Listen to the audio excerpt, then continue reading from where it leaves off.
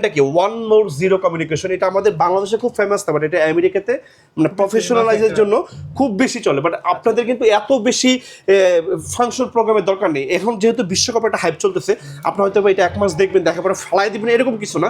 Ports and বাটনসগুলো দেখাই, এই যে দেখেন, এটা আপনার ল্যাপটপ, কম্পিউটার সব কিছু যদি ইউজ করতে পারবেন। 2টা পেন ড্রাইভ পোর্ট আছে, এনি কাইন্ডস অফ মুভি, আপনার বিয়ের আপনার সাথে ভাবির যত স্মৃতি আছে প্রিভিয়াসে, আপনি একদম এরকম 120 ইঞ্চি দিয়ে ফ্যামিলি নিয়ে ছেলে নিয়ে দেখবেন। আর দেখেন HDMI ক্যামেরা, আপনার সাউন্ডটাকে আউট করতে পারবেন। এবং সবচেয়ে যেটা বড় জিনিস, ডিশের পোর্ট দেওয়া আছে। ভাই আমাদের বাংলাদেশে 2000 টাকা দিয়ে প্রজেক্টর পাওয়া যায়, সেটা এটা কিন্তু এক না ভাই।